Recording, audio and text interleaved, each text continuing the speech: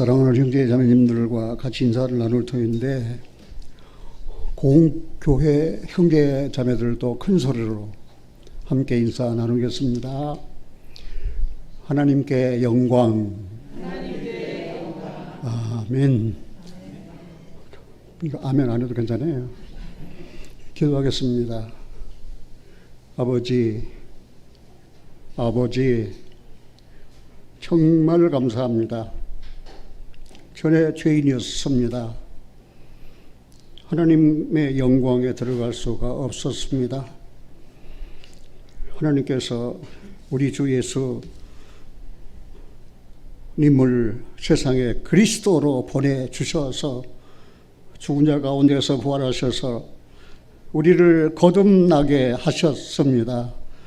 하나님 아버지, 우리에게 베푸신 사랑을 생각할 때마다 진심으로 감사드립니다.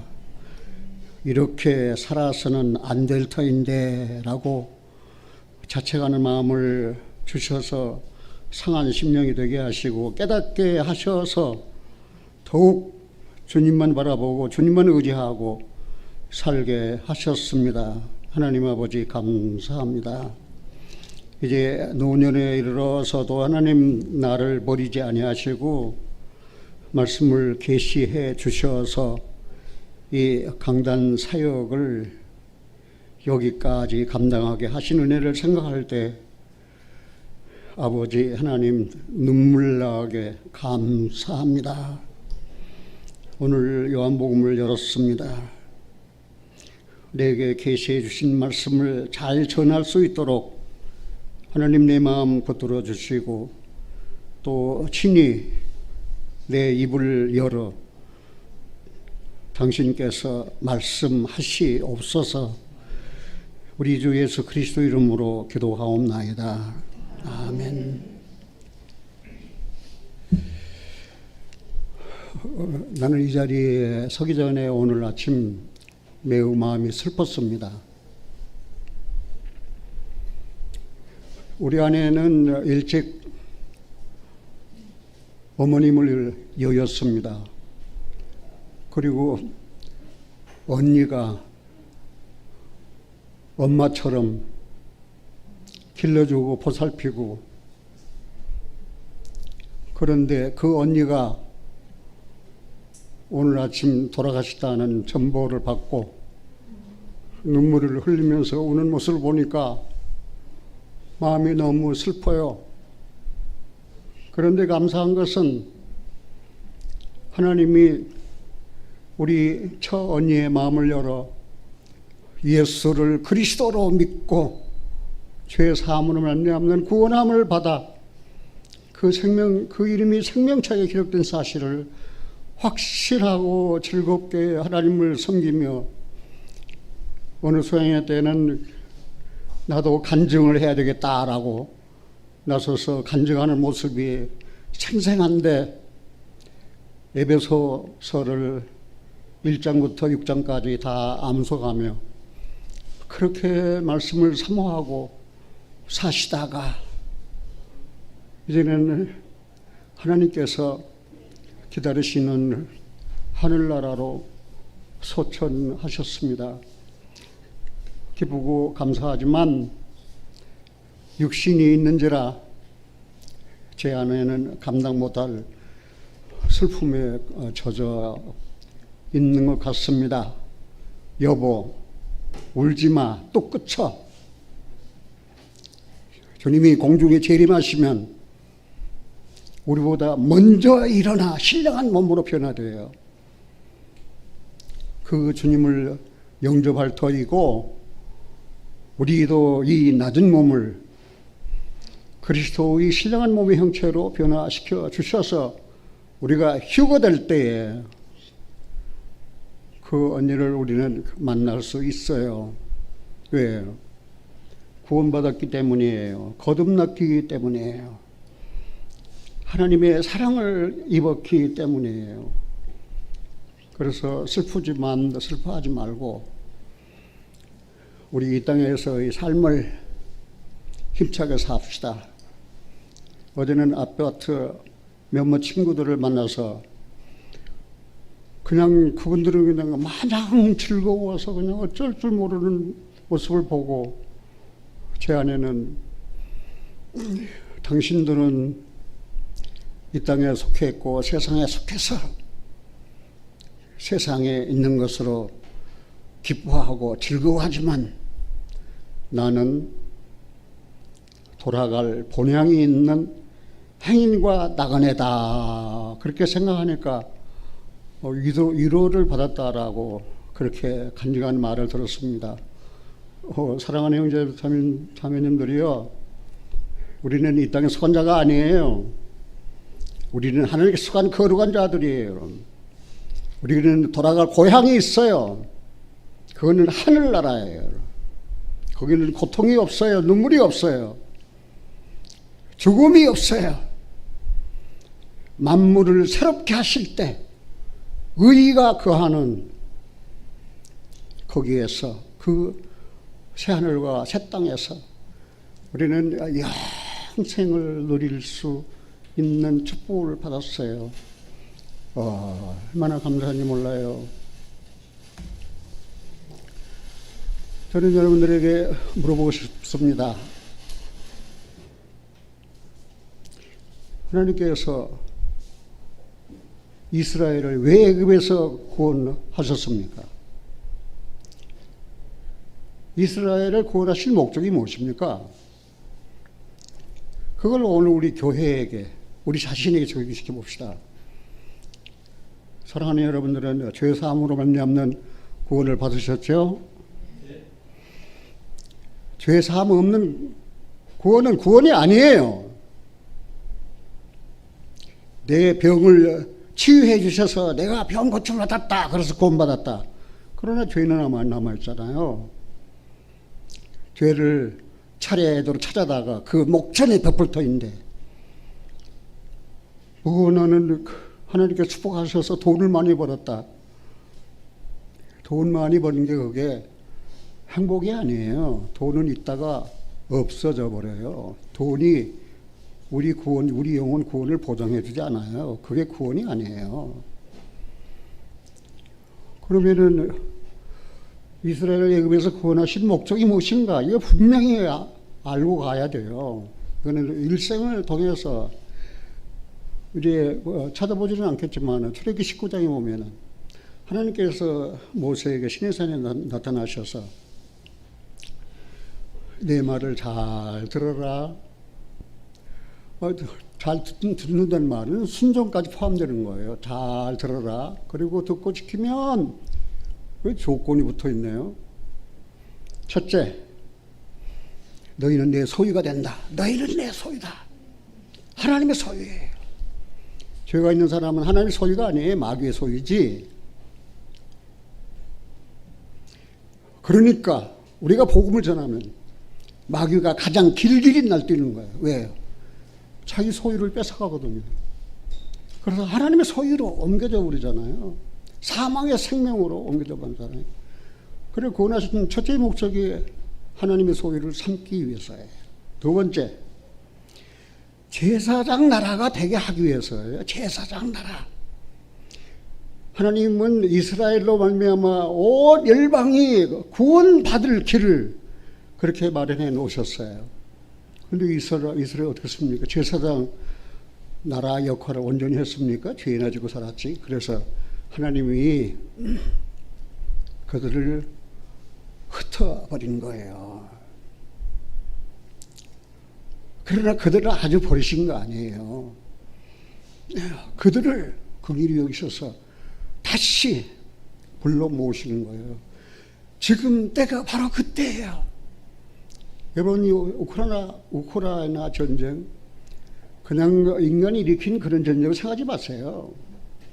이번 우크라이나 전쟁을 통해서 유대인들이 알리야 예루살렘으로 가겠다. 예루살렘을 하면서 예루살렘으로 지금 모여들고 있는 시대예요. 성경이 이제는 완성된 시기예요. 조금 더 있으면 성경 듣고 싶어도 못 듣습니다. 굉장히 중요한 내용입니다. 저는 이스라엘을 사랑해요. 왜요? 이 성경이 이스라엘 사람들이 기록했거든요. 나는 유대인들을 굉장히 좋아해요. 왜요? 구원이 유대인에게서 났거든요. 예수님이 유대인이었어요. 구원이 유대인에서 났다고 말입니다. 시편을 보면은 이스라엘의 형통을 구하는 자는 내가 축복하겠다. 그래서 저는 아침마다 하나님 기도해요. 오, 대한민국 자유민주주의에서 살게 해주세요. 나는 공산주의가 싫어요. 거기서 자유롭게 예배할 수가 없거든요. 이번 순교자의 소리를 통해서 여러분 잘 아셨잖아요.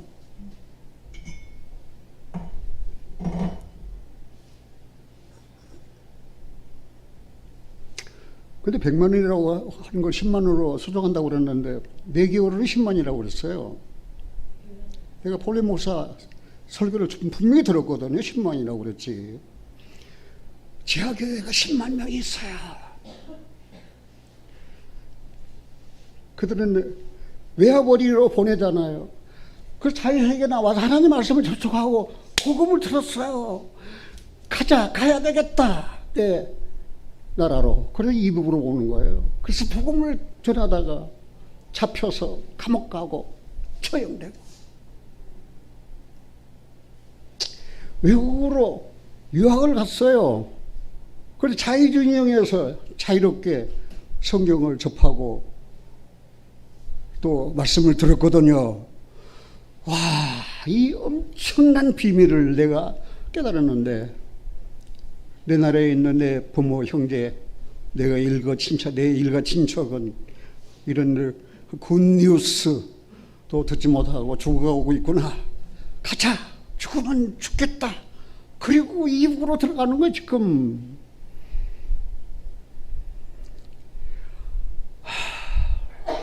지금 어떤 의미에서 엄청난 시대에 우리가 살고 있다는 사실을 알 수 있어요. 세 번째, 거룩한 백성이 되게 하겠다.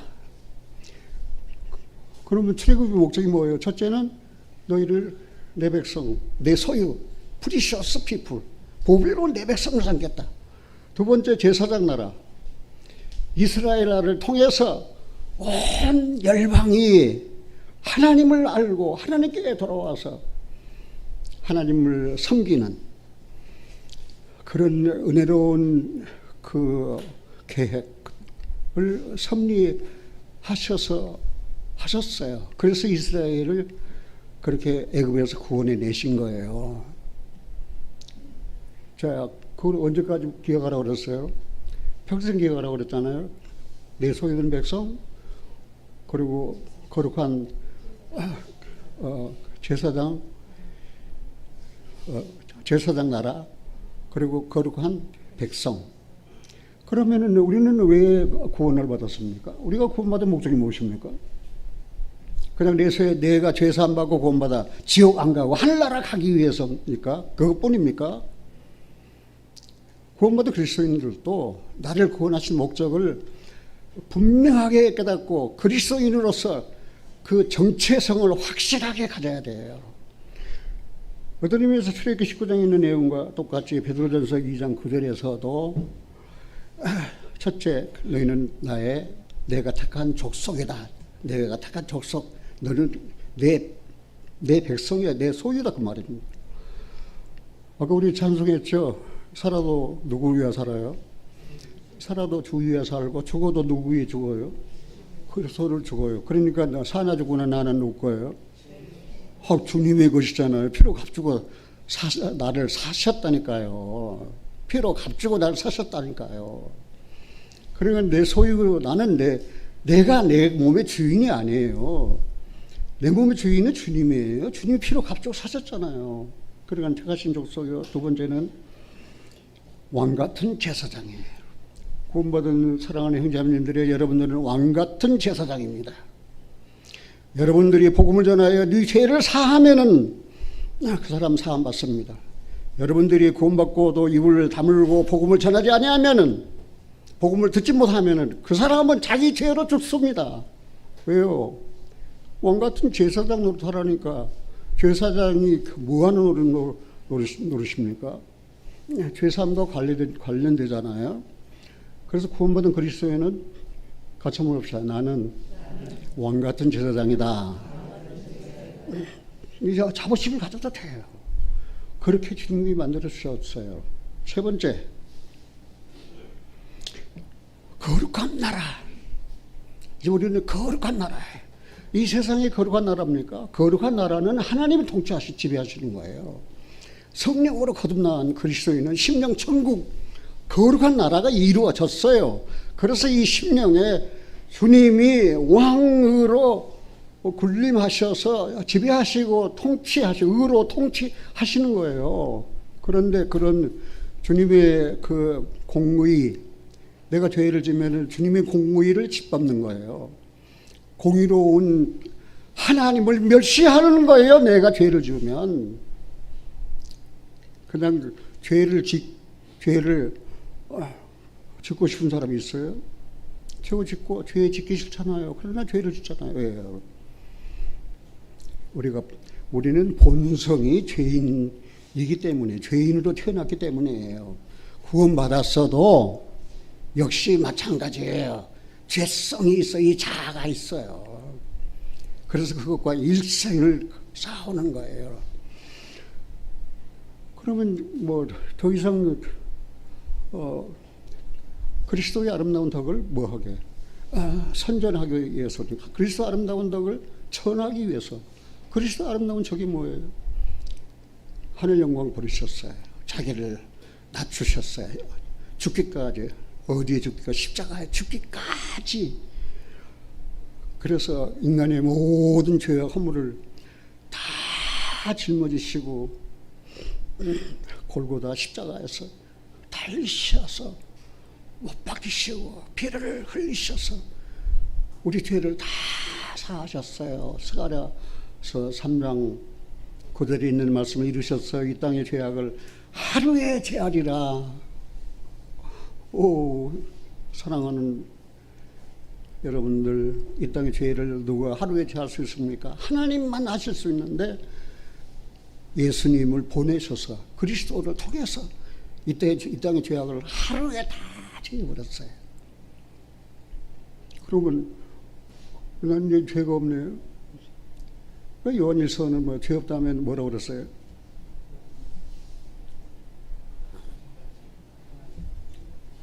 나 죄 없습니다. 그러면 그래 의로운 자입니까? 진실한 자입니까? 성경에는 나 죄 없다 하면 you are liar. 라이어가 뭐예요? 거짓말쟁이. 죄 없다 하면 너는 거짓말쟁이야. 그리고 너는 어둠 가운데 하는 거야. 요한일서 1장이 그렇게 기록되어 있잖아요. 그러면 어떻게 해요? 빛 가운데 가면 죄가 드러나요. 죄가 드러나면 어떻게 하나? 상한 심령이 되는 거예요. 그래서 어떻게 하는 거예요?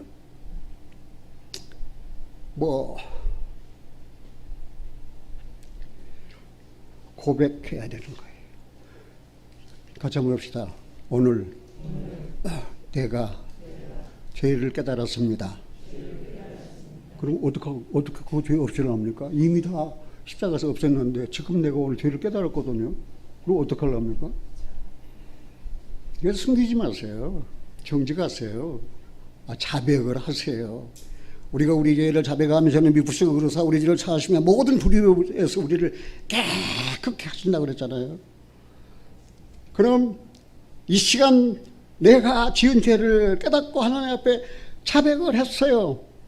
그러면 우리 죄는 다 어떻게 했어요? 사해졌어요. 그러면 이제 깨끗하게 했잖아요. 깨끗하게 살아요. 그런데 예배 끝나고 집에 가다가 죄를 딱 지었네. 그럼 어떻게 하는 거예요? 그 죄는 어떻게 하는 거예요? 지난 죄, 현재 죄, 앞으로 죄는 단번에 다 도말했다. 그러니까 죄 짓고 마음대로 살아도 돼요? 그런 패거리들이 있어요. 구원받았으니까 이제는 육신으로는 죄 짓고 아무렇게 살아도 된다는 패거리들이 있어요. 나쁜 사람들이에요. 그리고 구원을 앞세우는 거예요. 구원받은 사람은 그렇게 뻔뻔하지 않아요. 구원받은 사람은 내 죄를 깨달아야 되는 거예요. 저는 뭐 아내가 둘이 사니까 첫날 부딪히는 게 아내뿐이거든요. 아내가 마음이 괴로워해요. 여보, 죄 지은 거 있어? 그런데 왜 그렇게 마음에 갈등이 심해? 죄 지은 거 있어? 내가 무슨 죄 지는지 얼른 생각해. 그리고 어떻게 하라고? 빨리 예수님께 자백하라고. 주님, 내가 아무 일에 잘못했습니다. 정말 잘못했습니다. 상한 심령이 되어서 하나님 앞에 자백하면 눈물이 펄펄 쏟아지는 거예요.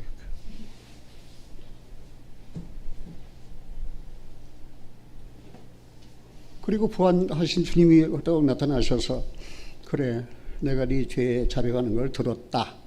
우리 기도를 들으시는 하나님이시거든요. 내가 네가 네 죄를 깨닫고 자백하니까 내가 들었다. 그리고 내가 다 용서할게.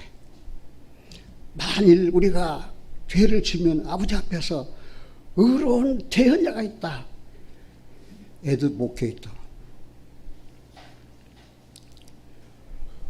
그분이 바로 예수 그리스도라는 사실이에요. 그래서 항상 그 주님을 모시고 살아야 해요.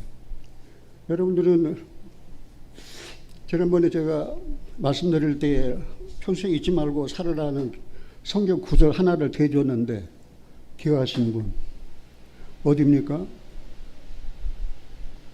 기억을 못 하십니까? 그러니 목사가 목 터지게 설교를 해도 힘들어요. 폴리 목사님 뭐라고 그랬어요? 말씀 한마디가 중요하다 말입니다. 다른 거 다 필요 없고 예수님이 한 분이면 만족하다 그랬잖아요. 디모데후서 2장 8절이에요. 나의 복음과 같이 그 다음 뭐라고? 다윗의 씨로 좋은 자 가운데서 다시 살으신 예수를 어떻게 하라고? 리멤버, 기억하라고 말입니다.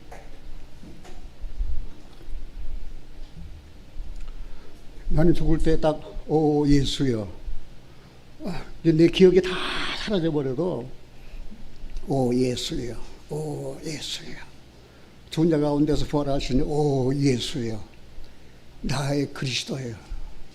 딱 그 말 한마디면은 나는 모든 게 다 풀어져요. 생활 가운데도 그래요. 오 예수여. 어떤 데는 또 오 예수여 파가 있거든요. 이게 팔을 만드는 거예요. 자, 죽은 자 가운데서 다시 살으신 누구를 기억하라고요? 예. 여러분 슬픕니까? 죽은 자 가운데 부활하신 예수님을 기억하십시오. 마음에 상처가 있습니까? 죽은 자 가운데 부활하신 예수님을 기억하십시오. 그분이 어떤 고난을 당하셨습니까? 그분이 하신 일이 무엇입니까? 십자가에서 피를 흘려서 우리 죄를 다 사하셨어요. 우리를 거듭나게 하셨어요. 그래서 산 소망을 우리에게 주셨어요. 부끄럽지 않은 소망을 우리에게 주셨어요. 오늘 제목은 어떤 의미에서 좀 설교했다는 게 쉽지 않은 제목이에요. 누가 여기 영적인 사람인가? 그 말 다른 말로 하면은 하나님께서 건 사람인가? 그렇게도 할 수 있고 또 다른 말로 하면은 신령한 사람인가? 그렇게도 할 수 있는데 감히 나는 신령한 사람이다. 그렇게 자기를 내세울 수 있는 분이 별로 많지 않은 것 같아요. 여러분들 잘 아는 대로 요한복음 14장, 15장, 16장은 성령에 대한 내용인데 예수님 십자가 지시기 전에 사랑하는 제자들에게 마지막으로 하신 말씀이에요. 그러니까 제자들에게 주신 마지막 교훈이에요. 내가 이제 떠나갈 텐데 슬프냐? 내가 떠나가도 슬퍼하지 마라. 내가 성령을 보내주겠다. 그래 우리는 삼위, 우리 하나님, 성부 하나님, 성자 하나님, 그 다음에 성령 하나님. 하나님은 그 아들을 세상에 보내주셨어요. 세상을 이처럼 사랑하셨어요. 예수님은 이 세상에 떠나실 때 약속하셨어요. 성령을 보내주셨다고. 같이 한번 해봅시다. 성령이 오셨네. 오실 거예요. 오셨어요. 성령이 오셨잖아요. 그래가지고 오순절, 그래가지고 교회 시작, 그래가지고 2000년 교회 역사가 계속 이어지면서 성령으로 주님은, 하나님은 우리 안에 계셔요. 그래서 성령이 오시면 너를 진리 가운데로 인도하겠다. 그럼 진리 아닌 것들이 우리를 미혹할 것에 대해서 예수님은 다 아시고 있었어요. 그리고 장래 일을 너에게 알려주겠다. 장래 일을. 그러니까 성령이 오셔서 장래 일을 알려주는 것이에요. 한번 죽는 사람에게 정하신 거다. 너도 죽는다. 그것은 죄값 때문이다. 그러나 네 장래 일, 네가 죄산 받지 않냐, 구원받지 아니하면은 너는 마귀와 함께 지옥에서 깨어날 것이다. 장래 일을 성령이 다 이미 계시해 주셨어요. 우리가 지어서 꾸며서 우리가 설교하는 게 아니에요. 장래 일을 누가 오시면, 성령 오시면 장래 일을 너에게 알려주시겠다. 성령은 자기의 것을 가지고 우리에게 나타나는 것이 아니고 내 것을 가지고 너희에게 나타날 것이다. 그럼 내 것이면 예수님 것을 가지고, 그래서 성령이 오시면 예수님은 하나님의 아들이시다. 제자들도 말입니다. 심지어 아까 우리가 읽었잖아요. 본문을 내가 다 찾아 읽지 않습니다만은 제자들 하는 소리가 무엇입니까? 오 주님, 예수님, 선생님, 이제 우리가 당신은 하늘로서 오심을 믿나이다. 하늘로서 오심을 믿는다는 거예요. 아, 제자들이 어떻게 그런 고백을 합니까? 이때는 하나님, 예수님이 영광 받으시기 전이에요. 그러니까 성령이 아직 저에게 오시지 않아요. 오순절에 성령이 오셨지. 그때는 신약 성경에 기록되어 있지만 구약 시대예요. 아들의 시대예요. 그런데 예수님께서 그들 곁에 계셨잖아요. 하나님이 그들 곁에 계셨잖아요. 그래서 예수님 하늘로서 오심을 믿나이다. 하늘로서 오심을 믿나이다. 그러니까 하나님의 아들이시면 뭐 하는 거예요? 시인한 거 아니에요. 오순절 성령이 오셔서 날아났지요. 그때 주님부터 들은 말씀, 가르침을 받은 말씀, 그 진리의 말씀이 생생히 다 생각나서 그것이 사실이에요. 그러니까 제자들이 이제 그들의 목숨을 바쳐가면서 이 생명의 말씀, 이 진리의 말씀을 밝혔잖아요. 그들이 돈을 보고 밝히는 거 아니에요. 대형 교회, 맘모스 교회, 수천 명이 모이는 교회, 좋아하지 마세요. 주님은 두세 사람이 모이는 곳에 함께 하시겠다고 약속하셨어요. 나는 사도 바울 2배의 전도를 했거든요. 그래요, 안 그래요? 사도 바울은 한 30대 구원받아가지고 60대 이제 순교했잖아요. 그럼 나는 뭐예요? 나는 30대 구원받아가지고 90살 다 돼도 살았잖아요. 그러니까 내가 사도 바울보다 얼마나 많이 살았어요? 비나 더 살았잖아요. 비나 더 하나님께서 너는 이 길을 가라. You must go this way. 네. 그래서 한 길만, 한눈 팔지 않았어요. 한 길만 걸어왔어요.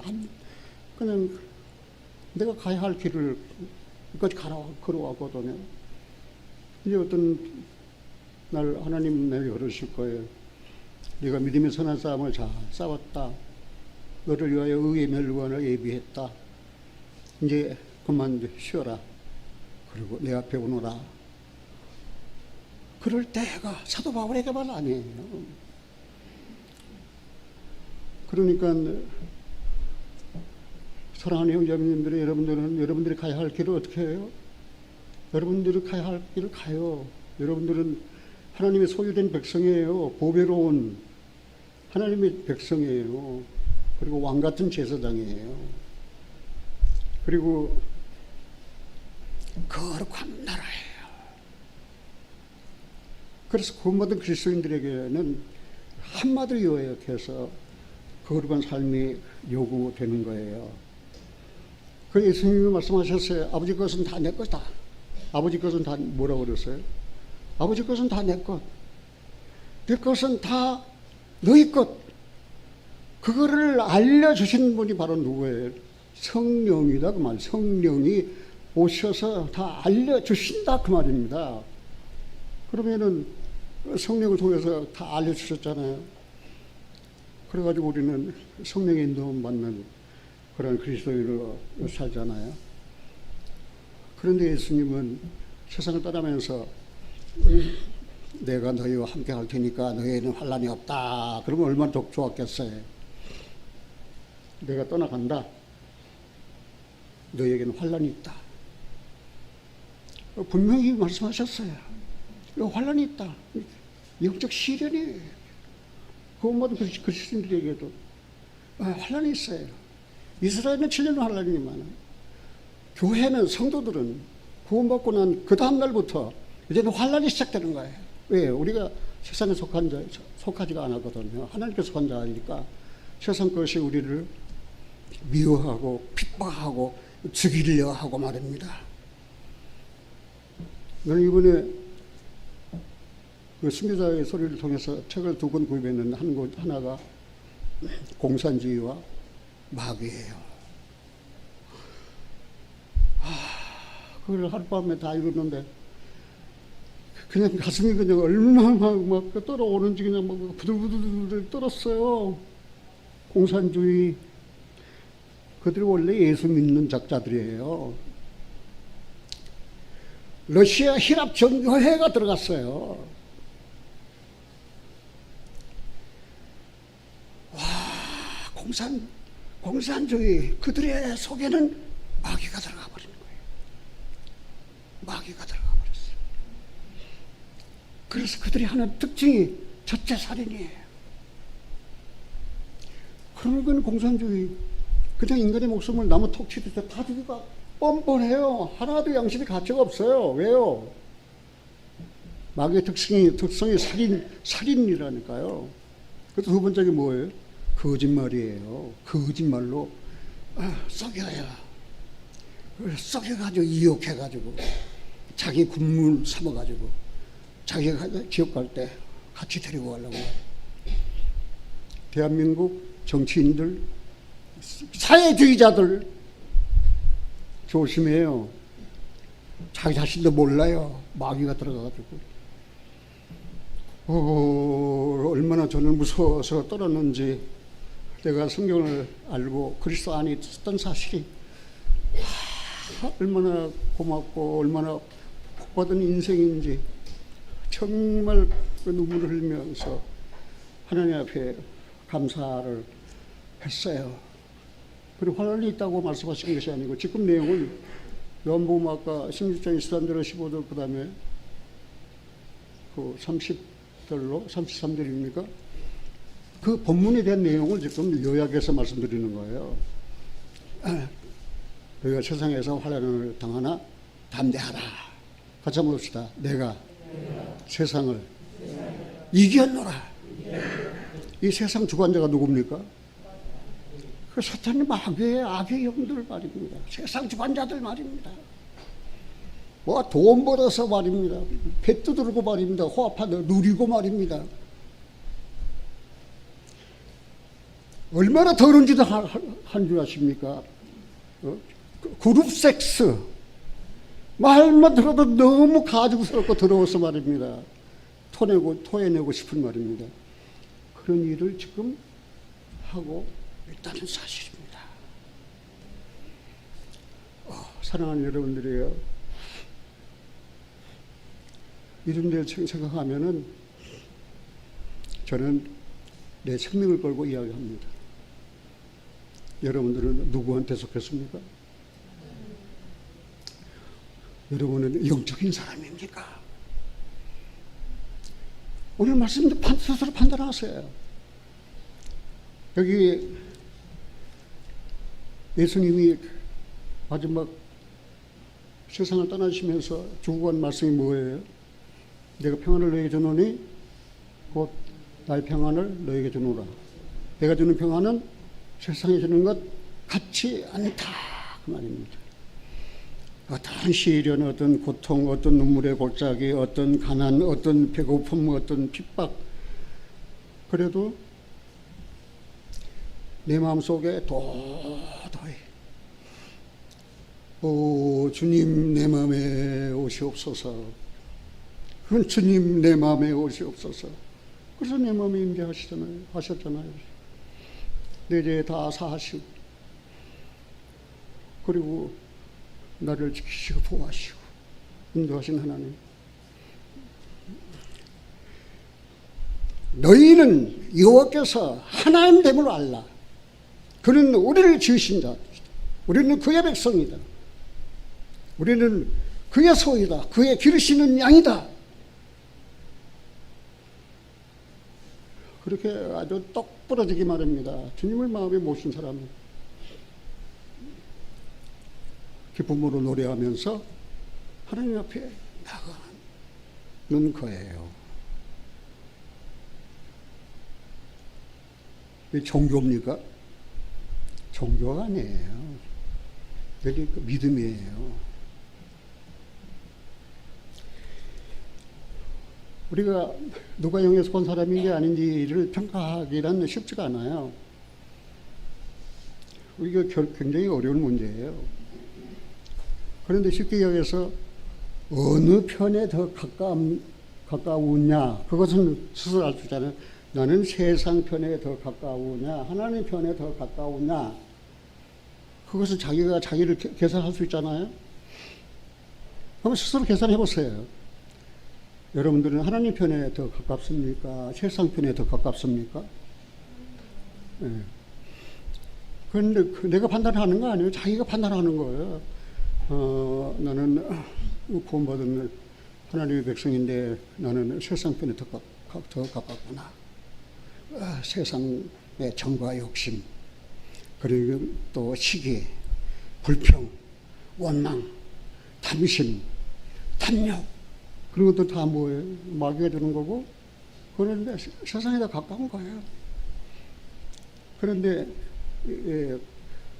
성경을 돌아보면은 세 사람으로 나누어서 볼 수 있어요. 세 종류의 사람이 있어요. 첫 번째는 자연에 속한 사람입니다. 그런 그걸 내추럴맨, 자연에 속한 사람. 자연에 속한 사람은 어리석은 사람이에요. 이 어리석은 사람은 그 삶의 그 마음에 하나님 없다, 하나님 없다. 이게 누구 소리예요? 마귀 소리지요, 마귀 소리. 이게 자연에 속한 사람이에요. 자연에 속한 사람은 아까 얘기한 대로 뭐라고 그랬어요? 어리석은 자예요. 그리고 자연에 속한 사람은 영의 일을 받지를 않아요. 하나님 말씀을 받아들이지를 않아요. 이 말씀이 영이요 생명인데 이 말씀을 받지가 않아요. 왜요? 자연에 속했기 때문에. 두 번째, 육신에 속한 사람이 있어요. 자연에 속한 사람은 육신에 속한 사람은 거의 비슷한데 육신에 속한 사람은 그리스도 안에 어린 아이예요. 그래 젖만 먹는 거예요. 단단한 식물을 못 먹어요. 그래 구원받고도 어린아이 때를 벗어나지 못하면은 조금만 시련이 신의 닥치고 눈물이 골짜기를 통행하면은 불평하고 원망해요. 내가 그런 때가 있었거든요. 내가 죄를 지었는데 하나님은 그 죄를 다 찾아가지고 내 목전에 차례로 다 갖다 놓는 거예요. 그런데 내가 하나님 따져서 하나님 내가 용입니까? 내가 바다입니까? 어떻게 하란 말입니까? 그래 어렸을 때 그랬어요. 그러나 장성한 사람이 되어서는 하나님 앞에 따지잖아요. 네. 내 죄를 갖다 찾아 하나님께서 내 죄를 찾아서 내 목전에 갖다 놓을 때 내가 장본인입니다. 내가 그랬습니다. 내가 맛을 맞아 죽을 짓을 했습니다. 죽이시든지 살리시든지 그거는 하나님의 뜻입니다. 그러나 내 죄를 합니다. 상한 10년. 그러면 저는 미국식으로서 내 죄를 사주시고 못 자고 낸 손 내미시면서 네 죄를 위해서다. 오 주님, 그런 주님이 내게 계시는군요. 죄가 내 안에 살 수가 없어요. 내가 들어오면 잡아가지고 그냥 고발을 해버리거든요. 하나님 앞에. 이놈이 나한테 왔다고. 이런 이심 이놈이 내한테 왔다고. 이 거짓말 잘하는 놈이 내한테 왔다고. 잡아가지고 고백을 해버린다니까요. 그럼 뭐 하나님이 그렇게 치유의 경험을 해본 그리스도인들이라면은 신앙생활이 아주 생동감이 넘치는 거예요. 죽은 신앙 아니에요. 세 번째, 영에 속한 사람이 있습니다. 영에 속한 사람은 아까 얘기한 대로 신뢰하는 사람, 그리고 하나님께 속한 사람. 이 영에 속한 사람은 모든 것을 판단해요. 그리고 얼마나 모든 것을 판단할 수 있는 지혜를 갖게 됩니까? 그리고 영에 속한 사람은 그리스도 예수의 마음을 가진 사람입니다. 영에 속한 사람은 누구 마음을 가져요? 그리스도 예수의. 내 마음이 아니라니까요. 내 마음이 그리스도 예수의 마음이라니까요. 그리스도 예수의 마음이에요. 그리스도 예수의 마음은 긍휼을 베푸는 거예요.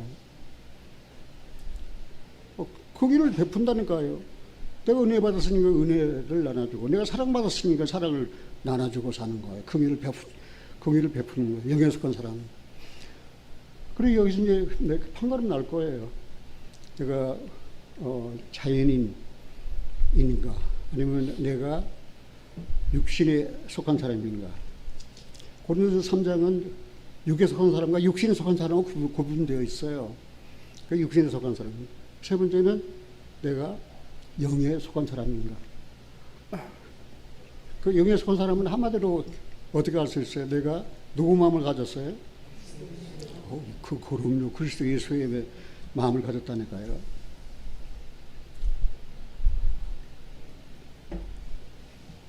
아까 전에 서두에 이야기했습니다. 내가 이 자리에서 50년께 설교한 것은 내가 한 설교의 목적이 무엇인 줄 아십니까?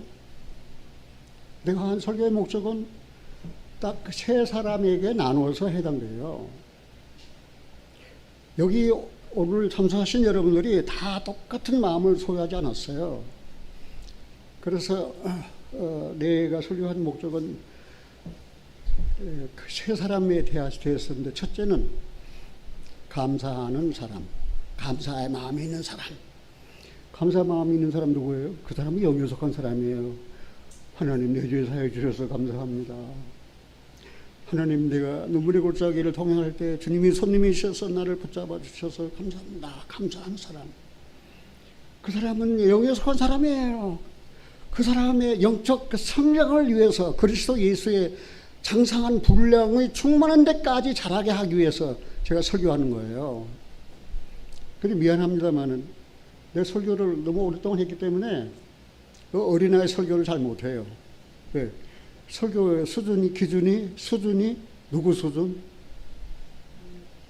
내 수준이지.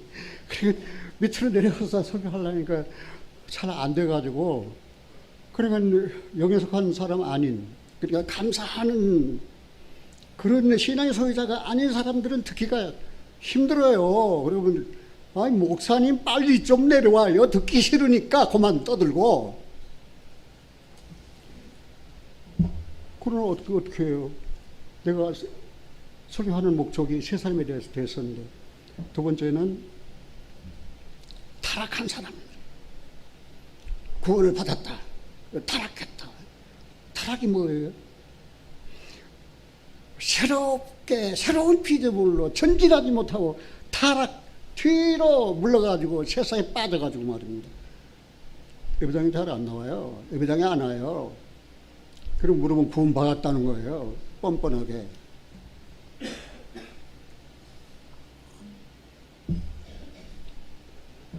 내 자식 중에도 그런 자식이 있어요. 타락한 자들. 그 타락한 자들을 위해서 왜 설교해요?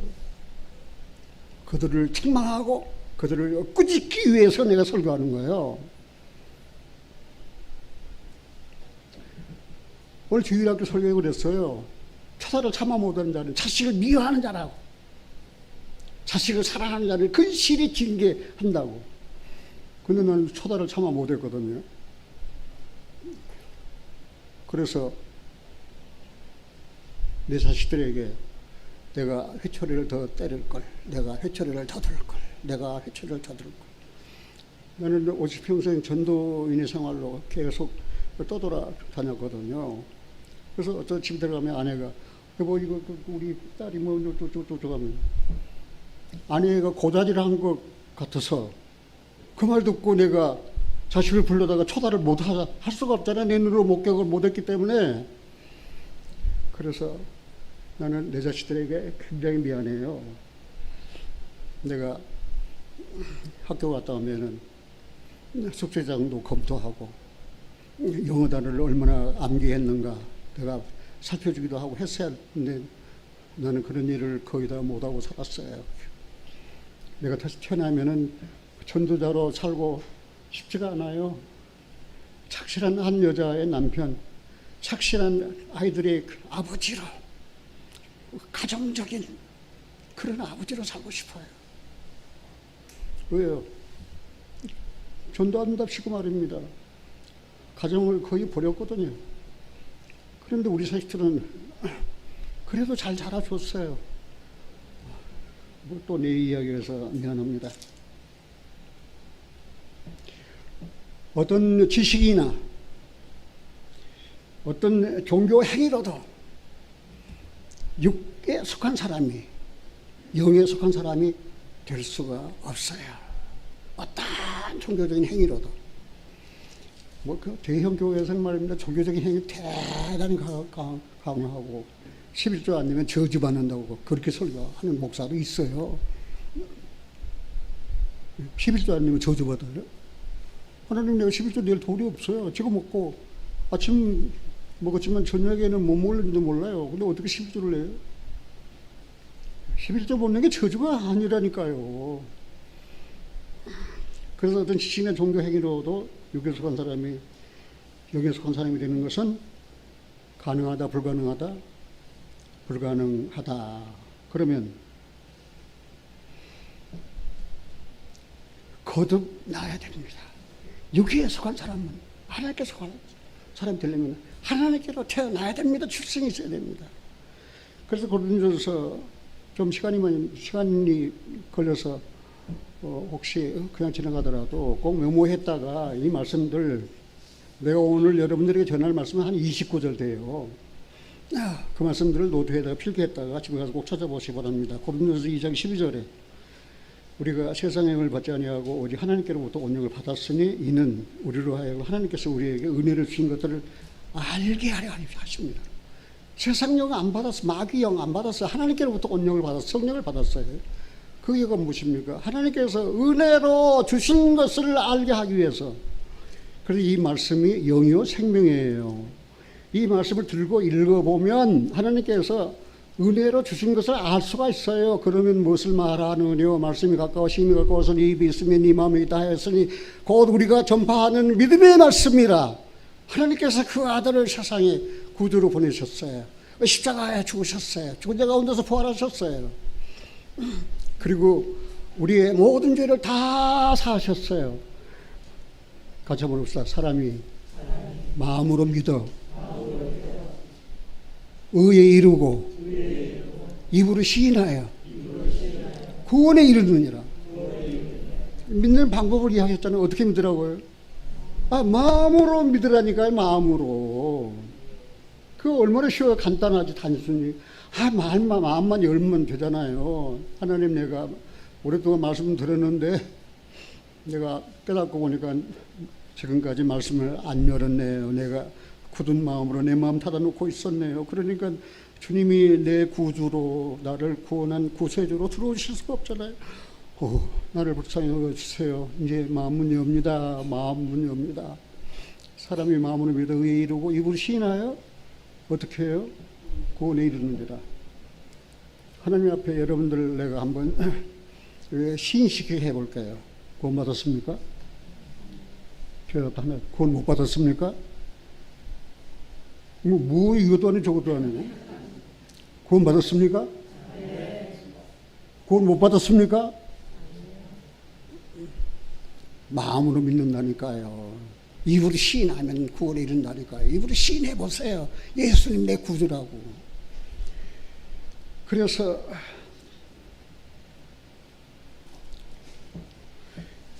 은혜를 주신 것을 알게 하시는 것은 누구예요? 성령이에요. 그런데 그 성령을 하나님께서 예수님을 통해서 보내주셨는데 바로 이 말씀이 영이요 생명이에요. 신명기 29장 29절에 보면 그런 말씀이 있어요. 신명기 29장 29절이에요. 오묘한 일은 우리 하나님 여호와께 속하였거니와 오묘한 일 이거를 영어로 하면은 시크릿 이걸 우리말로 번역하면 비밀이에요. 오묘한 일 다시 말해서 비밀한 일은 우리 하나님 여호와께 속하였거니와 나타난 일은 영구히 우리와 우리 자손에 속하였나니 이는 우리로 이 율법의 모든 말씀을 행하게 하려 하심이라. 그 하나님의 일은 뭐예요? 비밀이에요. 비밀 숨겨진 거예요. 그런데 사람의 일은 뭐예요? 이거는 속하였거든요. 나타난 일은 영구히 우리와 우리 자손에 속했다 그랬어요.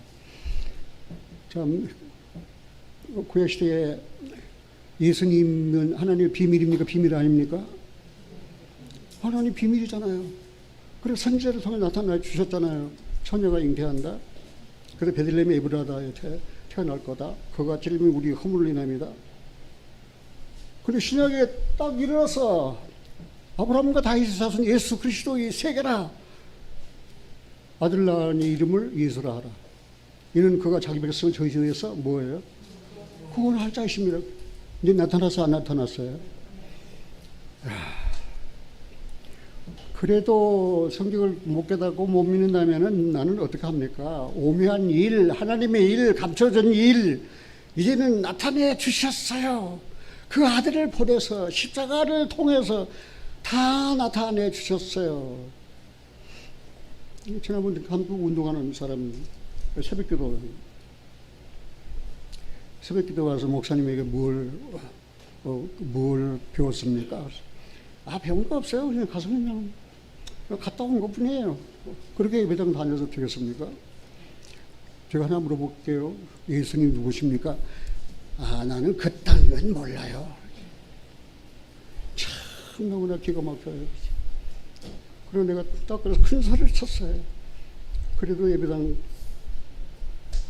계속 다니시겠습니까? 예수님 누군지 아십니까? 하나님 아들이십니다.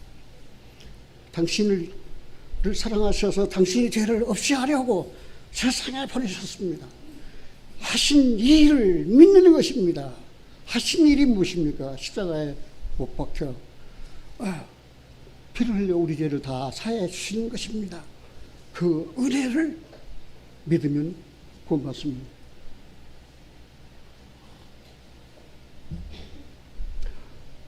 그것까지 말을 듣더니 할 말 없잖아요. 고개를 숙이더라고요. 기독교 교인 가운데서 이런 사람이 비일비재해요. 하나님의 일이 무엇인지 나타난 일이 무엇인지. 그러나 신명기 29장 29절이에요. 딱 아주 외우기도 쉬워요. 오묘한 일은 하나님께 속한 일, 나타난 일은 우리와 우리 자손에게 속한 일. 계시해 주셨잖아요. 이미 다. 그러니 그 살아계신 그 하나님의 그 일이 말입니다. 얼마나 놀라운 거라는 것을 알 수 있어요. 자,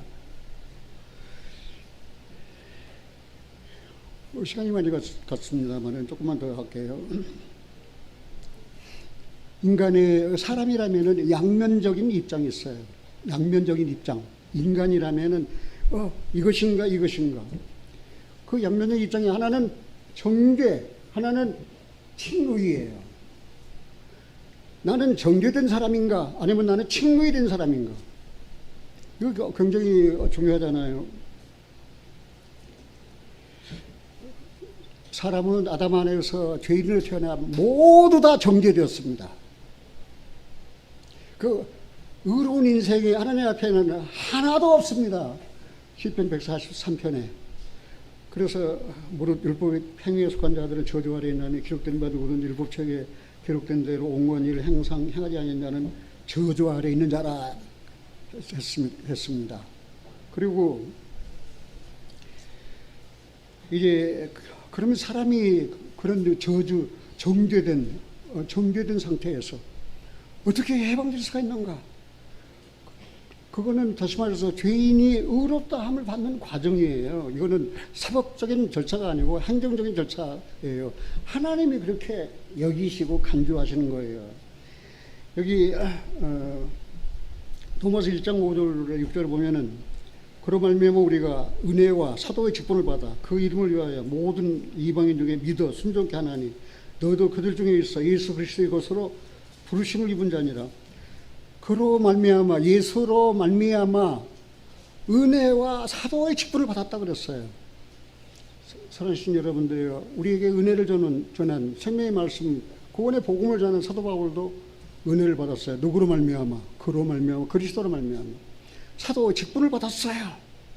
내가 부활하는 걸 목격했으니까 이제는 나의 십자가의 죽으심과 부활하는 것을 이제는 내 증거해라. 그래서 은혜와 사도의 직분을 받았다 그랬어요. 누구로 말미암아? 그리스도로 말미암아. 저 역시 마찬가지예요. 나도 그로 말미암아 그리스도로 말미암아 나가 은혜를 받았어요. 그리고 직분을 받았어요. 복음의 전도자로. 그래서 여기까지 살아왔거든요. 그런데 참빛이 왔어요. 근데 이 참빛을 싫어했어요. 그리고 그 참빛 그리스도를 십자가 못 박아 죽였어요. 그 정죄는 이것이니 빛보다 어둠을 더 사랑하는 것이라. 그래가지고 하나님이 보내신 그 그리스도를 십자가에 못 박아 죽였어요. 그런데 어떻게 정죄된 자가 의롭다함을 받는가? 그것은 로마서 3장에 기록되어 있잖아요. 로마서 3장에 보면 모든 사람이 죄를 범하였으며 하나님 영광에 이르지 못하더니 그리스도 예수 안에 있는 그 속으로 말미암아 하나님 은혜로 값 없이 어떻게 됐어요? 의롭다 하심을 받아. 사도 바울도 그로 말미암아 은혜와 사도 직분을 받았다니. 우리도 어떻게 해요? 은혜로 말미암아 그 은혜를 그냥 거저 주시는 거예요. 호의.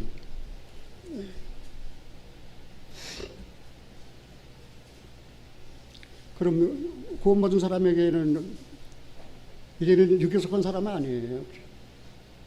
이제는 영에 속한 사람이에요. 그 사람에게는 어떤 일이 일어납니까? 그 구원받은 사람, 정죄된 자가 의롭다함을 받았으면 반드시 따라오는 일이 있어요. 그 일이 곧 무엇입니까? 새로운 피조물이 되는 거예요. 고린도서 5장 17절에 그런즉 누구든지 그리스도 예수 안에 있으면 새로운 피조물이라 이전과 지나갔으니 보라 뭐가 되었다고 그랬어요? 예. 새로운 피조물이 되었다고 그랬잖아요. 이제는요. 전에는 육에 속한 사람, 어리석은 사람, 근데 이제는 영에 속한 사람, 이제는 그리스도 예수 안에 새로운 피조, 새로 지으심을 받았다니까요.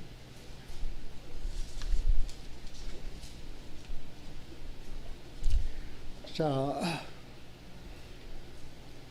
거기까지 이야기하면은 누가 영에 속한 사람인가 하는 것은 여러분 마음에 스스로 분별할 수 있을 거예요. 이제 몇 가지만 말씀드리고 이제 닫겠습니다. 영에 속한 사람은 어떤 사람인가? 영에 속한 사람은 첫째, 거룩한 자입니다. 영에 속한 사람은 거룩한 자이기 때문에 성결한 생활을 합니다. 깨끗한 생활을 하는 거예요. 그래서 영에 속한 사람은 성령으로 인도함을 받습니다. 누구든지 그리스도 영이 없으면 그리스도 사람이 아니라고 로마서 8장에 이야기했습니다. 무릇 하나님의 영으로 인도함을 받는 그들은 곧 하나님의 아들입니다. 영에 속한 사람은 영적인 생각을 합니다. 로마서 8장 5절 6절에 육신을 쫓는 자는 육신의 일을, 영을 쫓는 자는 영의 일을 생각하나니 육신의 생각은 사망이요 영의 생각은 생명과 평안이니라. 여러분들 생활할 때 아무리 시를 당해도 성령의 인도를 받는 그리스도인들은 육신의 생각 따라가지 않습니다. 영의 생각, 생명과 뭐예요? 평안입니다. 그리고 여기서 온 사람은 영적인 말씀을 먹습니다. 그리고 영적인 사람은 분별하고 삽니다. 신령한 것과 속된 것과 거듭난 것을 분별하고 삽니다. 그리고 영에 속한 사람은 악의 영들에 대해서 대항하고 삽니다. 여기서 6장에 그렇게 되어 있잖아요. 12절에 우리의 실험은 혈과 육에 대한 것이 아니요 정사와 권사와 이 어둠의 세상 주관자들과 하늘에 있는 악의 영들에 대하며 악의 영들에 대하며. 그러니 육신의 전쟁보다는 영적 전쟁이 매우 치열해요. 여러분들이 그런 영적 전쟁의 마당에서 한 번이라도 싸워봤습니까? 얼마나 치열한지 말입니다. 그리고 영에 속한 사람은 영적인 열매를 맺습니다. 영에 속한 사람은. 여러분 잘 아는 대로 갈라디아 5장에 보면 그런 말씀 있잖아요. 오직 성령의 열매는 뭐예요? 사랑과 희락과 화평과 오래 참음과 자비와 양성과 충성과 온유와 절제니 이 같은 것을 금지할 법이 없느니라. 영에 속한 사람은 성령의 열매를 맺고 사는 거예요. 성령의 열매는 9가지인데 3가지는 하나님께, 3가지는 이웃에, 3가지는 내 자신에 대한 거예요. 그러니까 우리는 하나님, 그 다음에 이웃, 그 다음에 내 자신. 우리가 살인하지 말라, 간음하지 말라, 도둑질하지 말라, 그 이외에 다른 계명이 있다 할지라도 네 이웃을 이와 같이 사랑하는 말씀에 다 들어있느니라. 같이 한번 봅시다. 사랑은 율법의 완성이니라. 얼마나 사랑은 율법의 완성이라니까요. 그러니까 영에 속한 사람은 성령의 열매를 맺고 사는 거예요. 영에 속한 사람은 마지막으로 시와 찬미와 신령한 노래를 부르고 삽니다. 그 같이 읽고 마치겠습니다. 골로새서 3장입니다. 골로새 3장 다 찾으셔서 15절입니다. 골로새 3장은 너희가 살리심을 받아서 위의 것을 찾아라, 땅의 것 찾지 말고, 그렇게 시작되잖아요. 골로새 3장이. 근데 여기 15절에 뭐라고 그랬어요? 같이 읽겠습니다. 그리스도의 평강이 너희 마음을 수정하게 하라. 평강을 위하여 너희가 한 몸으로 부르심을 받았나니 또한 너희는 감사하는 자가 되라. 그리스도의 말씀이 너희 속에 풍성히 거하여 모든 지혜로 피차 가르치며 권면하고 시와 찬미와 신랑한 노래를 부르며 마음에 감사함으로 하나님을 찬양하고 또 무엇을 하든지 말이나 일이나 다 주 예수의 이름으로 하고 그를 힘입어 하나님 아버지께 뭐라고 그랬어요? 감사하라. 그러니까 감사하는 사람은 신령한 사람이에요. 하나님께 속한 사람이에요. 그리고 영에 속한 사람이에요. 그 시와 찬미의 신령한 노래를 부르라고 그랬잖아요. 사랑하는 형제님들의 여러분들 마음에 시가 있습니까? 여러분들 마음에 노래가 있습니까? 여러분 마음에 찬미가 있습니까? 그래서 그 시편 같은 내용을 말입니다. 하나씩 암송해 보세요. 여호와는 나의 목자시니 내게 부족함이 없으리로다. 그가 나를 푸른 초장에 누이시며 쉴만한 물가로 나를 인도하시는도다. 그러면서 나의 힘이 되신 여호와여, 내가 주님을 사랑합니다. 하늘에서 주 외에 누가 내게 있으리요, 땅에서 주님밖에 나의 사명할 자 없습니다. 내 육체와 마음을 찾아가지만 하나님은 하나님의 마음의 반석이시여 영원한 영원한 하여튼 영원한 분이에요. 그렇게 한번 좀 고백 좀 해보세요. 시를 읽어가지고. 그래서 마음에 그리스도의 말씀을 모시고 살면 풍성해지고 성령으로 인도받는 그런 삶을 살 수 있는 거예요. 누가 영적인 사람입니까? 저대로 판단해 달라고요? 아니에요. 나는 여러분들이 믿음을 판단하거나 주관하는 사람이 아니에요. 스스로 판단하세요. 나는 영에 속한 사람입니다. 나는 육에 속한 사람입니다. 나는 자연인, 나는 영에도 안 속해. 육신에 속한 사람은 어린아이도, 그리스도 안에서 어린아이도 아니야. 그럼 뭐예요? 나는 설교의 세 번째 목적은 복음을 모르는 사람. 죄를 깨닫게 하고 구원받게 하기 위해서 내가 설교를 하는 거예요. 내 설교 목적 세 가지. 하나는 감사하는 사람을 더욱 신령한 예수 그리스도의 장성한 분량에 충만한 데까지 신앙 성장을 위해서, 그리고 타락한 사람 책망하고 꾸짖어서 회개하고 돌아오게 하는, 그리고 구원 못 받은 사람 그냥 자연히 말씀을 듣고 내가 죄인이다, 그리고 깨닫고 예수님을 구주로 마음에 영접해서 하나님의 백성이 되게 하려고 제가 설교를 했습니다. 그리고 설교를 해왔고 설교를 하는 것입니다. 제 배를 채우려고 하는 거 아니에요. 내 목사 권위를 세우려고 하는 거 아니에요. 그래서 예수께서 한 사람 말입니다. 어떤 교단에, 모임에, 그리스도의 자리에 쫙 앉아가지고 말입니다. 사람들을 함부로 다루는,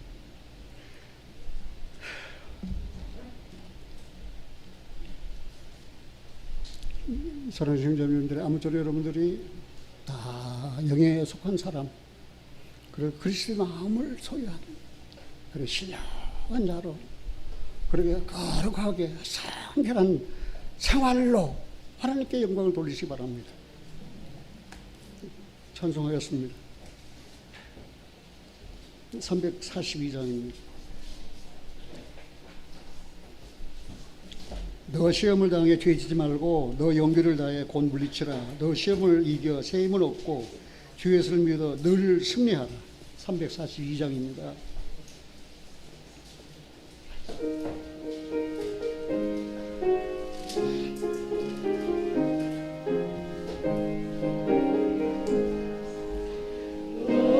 시험을 당해 죄 짓지 말고 너 용기를 다해 곧 물리치라. 너 시험을 이겨 새 힘을 얻고 주 예수를 믿어 늘 승리하라. 우리 구주의 힘과 그의 위로를 빌라. 주님 내 편에 서서 항상 도우시리. 내 친구를 삼가 잘 선택하고 너 언행을 삼가 늘 조심하라. 너 열심을 다해 늘 충성하고 온 정성을 다해 주 봉사하라. 우리 구주의 힘과 그의 위로를 빌라. 주님 내 편에 서서 항상 도우시리. 잘 이기는 자는 상 받으리니 너 낙심치 말고 늘 전진하라. 내 구세주 예수 힘주시리니 주 예수를 믿어 늘 승리하라. 우리 구주의 힘과 그의 위로를 빌라. 주님 내 편에 서서 항상 도우시리. 기도하겠습니다.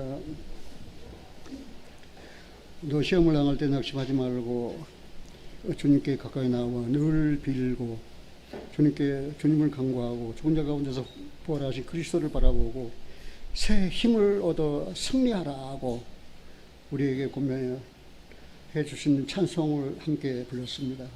세상에 있는 동안 우리에게는 많은 시련이 있습니다. 환난이 있습니다. 또 눈물의 골짜기가 있습니다. 배고픔이 있습니다. 또 분냄과 떠드는 것과 시기하는 것과 미워하는 것, 또 편벽됨과 거짓된 것들, 그렇게 난무하는 세상에 있는 동안 우리는 세상에 속한 자가 아니요 하나님께 속한 거룩한 자로 성별된 그리스도인으로 세워주신 하나님의 은혜를 진심으로 감사드립니다. 세상 끝날까지 내가 너와 함께 있으리라. 세상에서 환난을 당하나 담대하라. 내가 세상을 이겨노라. 이제 마귀는 더 이상 우리를 굴복시킬 수 없습니다. 이미 우리 주님 종려 가운데서 부활하셔서 마귀는 정복되었고 사망의 세력을 잡은 자는 이미 세상에서 쫓겨났습니다. 이제 주님께서 공의로 통치하시고 또 하나님의 거룩한 나라를 세우실 날이 이제 멀지 않았습니다. 오 주님, 머나는 이상한 구름만 떠도 행여나 내 주님 오신가 해 머리 들고 멀리 내다보며 다시 오실 주님을 기다리는 소망 가운데 저희들 살아가고 있습니다. 세상에 있는 동안 힘든 일 많습니다. 괴로운 일 많습니다. 어려운 일 많습니다. 그러나 주님은 하나님 사랑하라. 그리고 네 이웃을 내 몸같이 사랑하라.